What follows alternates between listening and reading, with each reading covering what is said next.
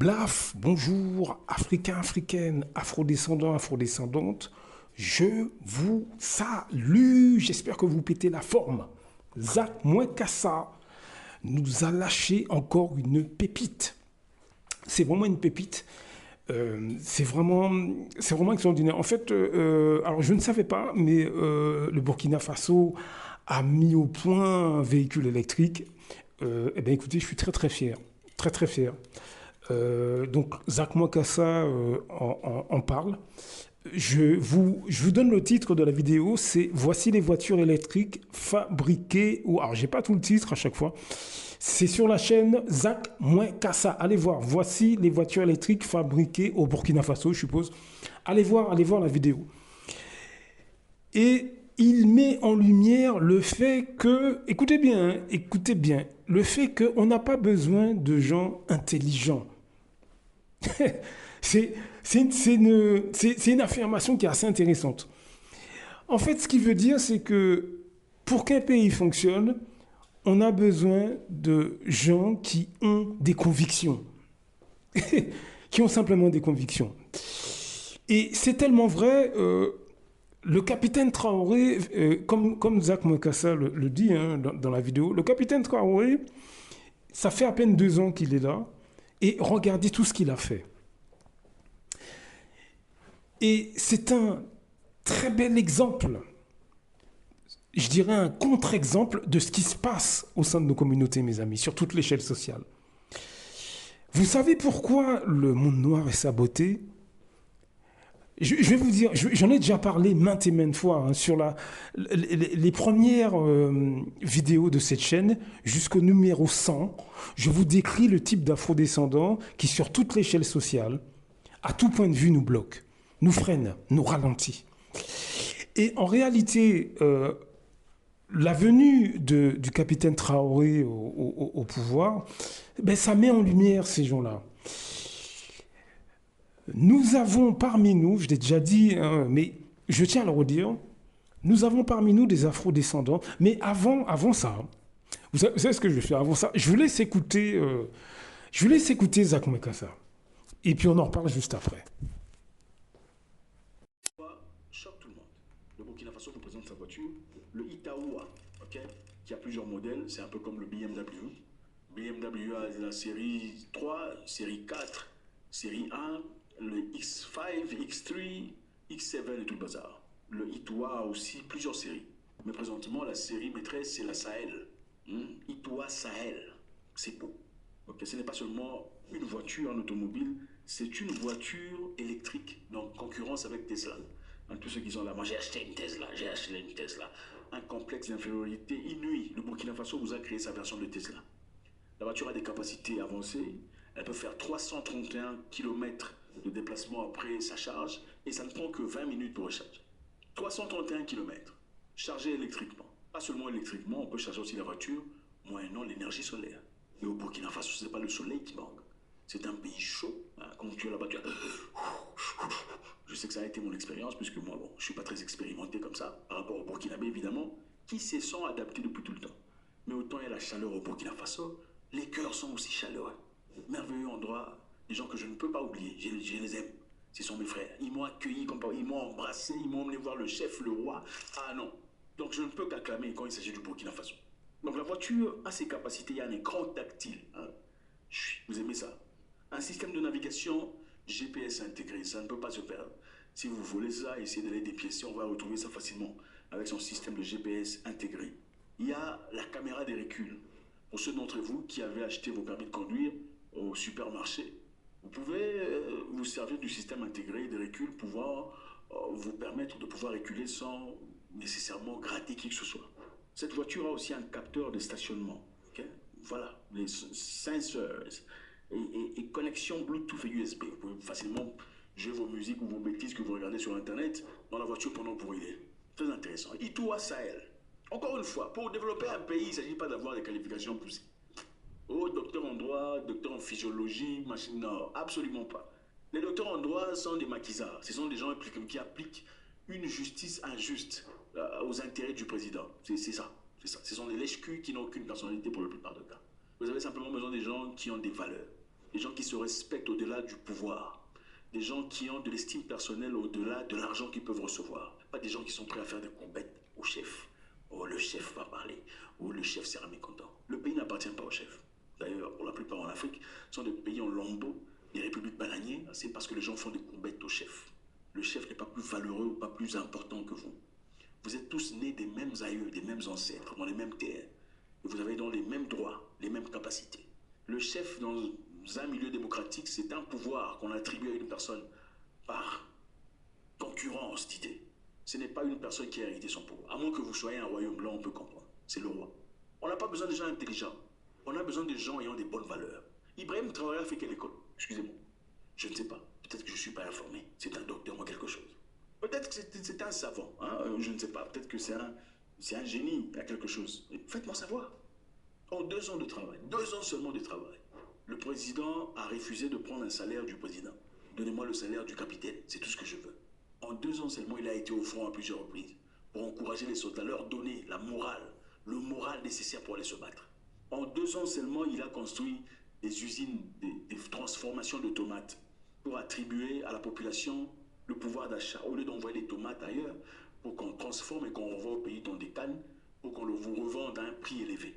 Non, niet, ça ne se fera plus. C'est ici au Burkina qu'on le fera. En 2 ans seulement, il a attribué des voitures, des autos blindées, des armements à son armée pour qu'ils soient bien équipés. En 2 ans, ils ont eu des drones. C'est moyennant quel cerveau ou quel diplôme? J'essaie de comprendre. L'Afrique n'a pas besoin.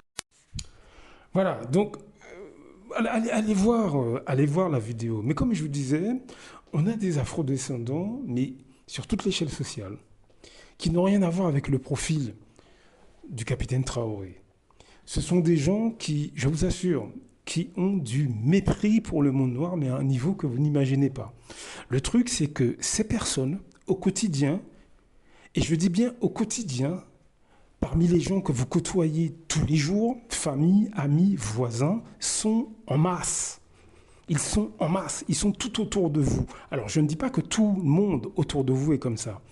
Mais beaucoup de gens au sein de vos familles, parmi vos amis, je dirais même dans le cercle professionnel, beaucoup d'afrodescendants avec qui vous travaillez, si vous travaillez avec des afrodescendants, beaucoup de gens dans la sphère publique, on va dire, quand vous êtes dans les rues, quand vous marchez, etc., dans l'espace public, beaucoup d'afrodescendants sont extrêmement anti-race noire, sont négrophobes, dédaigneux. Ils vomissent complètement sur le monde noir, combattent le monde noir au quotidien. Simplement, vous n'êtes pas au courant qu'ils sont comme ça. Pourquoi? Parce que devant vous, ils parlent de Malcolm X, ils écoutent du rap, du jazz, du dancehall, la musique jamaïcaine pour d'autres. Ils cuisinent vos plats, ils s'habillent comme vous. Donc, vous ne vous rendez pas compte qu'ils sont comme ça. Le monde noir français, en partie, est extrêmement anti-race noire, négrophobe, renie, mais à un niveau psychiatrique. Et économiquement, ça nous affecte. Ce sont des gens qui vont vous détruire. Vous m'avez bien compris, que vous soyez martiniquais, guadeloupéen, guyanais, congolais, ivoirien, tchadien, réunionnais, capverdien, blablabla, afro-américain, afro-britannique, ce que vous voulez. Nous avons, au sein du monde noir, des afro-descendants extrêmement négrophobes. Pourquoi? Parce que c'est une maladie mentale qui n'est pas étudiée. Ces personnes sont schizophrènes. Je ne suis pas un médecin. Mais lorsqu'on écoute Madame Aberlinda Lopez, allez voir, ou Madame Eugénie Dossa-Kenom, regardez sur l'Internet, YouTube, et vous trouverez leurs vidéos, elles en parlent. Nous avons des gens extrêmement négrophobes, anti-race noire, haineux vis-à-vis des afrodescendants, qui au quotidien sabotent leur communauté. Au sein de la sphère privée, parmi votre famille, parmi vos amis, ces gens expriment leur négrophobie par le biais de la jalousie, par le biais de micro-agressions contre vous, ou contre un autre membre de la famille, sans même que vous ne vous en rendiez compte. vous montez une entreprise, il essaie de vous détruire. Ce sont ces personnes qui vont vous voler de l'argent. Ce sont ces personnes qui vont vous empoisonner. Le problème, c'est que nous voyons ces comportements comme étant de la jalousie. Mais en fait, derrière cette jalousie, c'est de la négrophobie, de la haine raciale, du mépris de ses origines.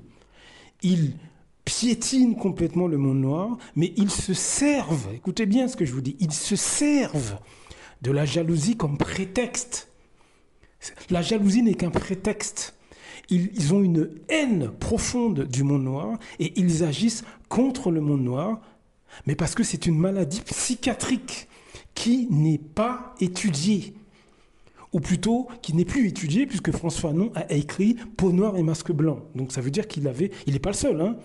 J'en ai déjà parlé, Aimé Césaire en a parlé, je veux dire, j'ai déjà nommé ces gens-là.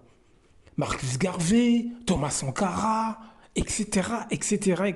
Stokely Carmichael. Faites des recherches, ils parlent de ce problème.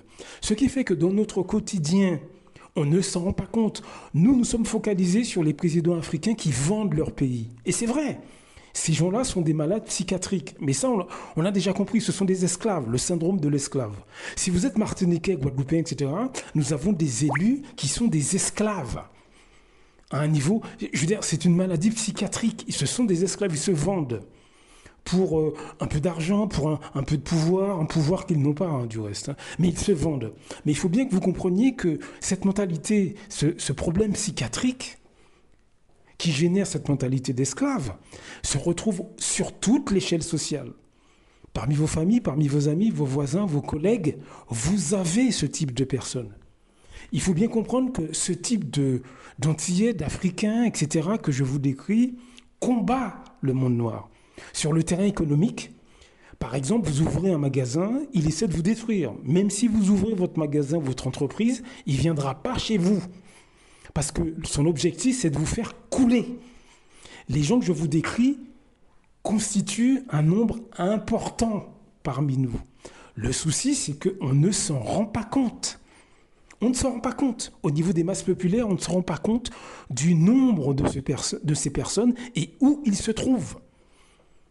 Tout simplement parce que devant vous, ils font des sourires, ils écoutent du zouk, ils écoutent de la musique jamaïcaine pour d'autres, hein, ils écoutent du rap, du gospel. Pour les plus âgés, ce sera du jazz. D'autres encore mettront des tresses sur leur tête. Ils vont même s'habiller avec les tissus de chez vous. Ils vont cuisiner les plats de chez vous, etc., etc. C'est des gens avec qui vous sortez le week-end, vous leur parlez plusieurs fois dans la semaine, mais vous ne vous en rendez pas compte. Ils vous descendent, ils vous cassent, ou de manière directe, ou de manière indirecte. Leur technique de prédilection, c'est de cracher sur le monde noir au sein des autres communautés. Au sein des autres communautés. Par exemple, vous ouvrez un magasin, ils vont dire aux membres des autres communautés de ne pas venir chez vous. C'est ce que font des Martiniquais, des Guadeloupéens, natifs ou d'origine, contre leurs semblables. Quand vous êtes à la Martinique, vous voyez ces personnes. Il suffit de les observer. Ces personnes ont une caractéristique que vous pouvez observer. Il y en a plusieurs, hein, mais il y en a une que vous pouvez facilement observer, c'est qu'ils n'abordent le monde noir que sous l'angle festif. Manger, rigoler, plage, soleil, etc. Le côté philosophique, africain ou du monde noir en général, ça ne les intéresse pas. Le côté historique, ça ne les intéresse pas. Le côté scientifique, ça ne les intéresse pas. Le savoir du monde noir, ça ne les intéresse pas. Vous remarquerez que ces personnes, tout ce qui les intéresse, c'est manger, rigoler, danser, s'habiller, imiter les clips vidéo des Noirs américains ou des Noirs jamaïcains, s'habiller comme eux, copier leur musique. Mais au-delà de ça, ça ne les intéresse pas. Bien sûr, quand ils sont devant vous, ils vont prétendre le contraire. Mais dans le quotidien, ce sont des gens qui crachent sur le monde noir, hein, au sein des autres communautés. C'est-à-dire que, par exemple, en France, beaucoup de Noirs français, qu'ils soient africains ou qu'ils soient antillais, ou natifs d'origine, hein, avec leurs collègues de travail, crachent sur le monde noir d'une manière générale. Des Martiniquais, en masse, crachent sur la Martinique, mais auprès de leurs collègues européens quand ils sont en France. Beaucoup d'Africains, tous pays confondus, font exactement la même chose. Est-ce que vous comprenez ce que je veux dire, mes amis? Donc, enquêtez à grande échelle. Faites tourner cet audio, pas pour me faire plaisir, mais pour avertir les gens. Nous sommes face à des gens déséquilibrés, malades, qui économiquement, entre autres, nous agressent. C'est pour ça que nous avons du mal à avancer. Depuis le début de la colonisation, ces gens existent. J'en ai déjà parlé. Ils ont été recrutés, entre guillemets, formés et mis en avant par les colonisateurs. Et c'est devenu une culture à travers les générations. C'est une culture. Le mépris de soi chez les Noirs français, mais pas seulement, chez les Noirs américains, vous retrouvez cette mentalité partout. Partout. Simplement, chez les Noirs français, c'est extrêmement prononcé. Extrêmement prononcé. Et l'un de nos problèmes économiques, c'est parce que ces personnes, au sein de leur communauté, c'est-à-dire parmi nous, cassent le monde noir. Et ils vous cassent de manière directe, comme je l'ai dit, ou indirecte, des propos méchants, de la jalousie, de la compétition, etc. Bref, vous savez de quoi je parle. Donc faites passer cet audio, mes amis. Blaf! À très bientôt.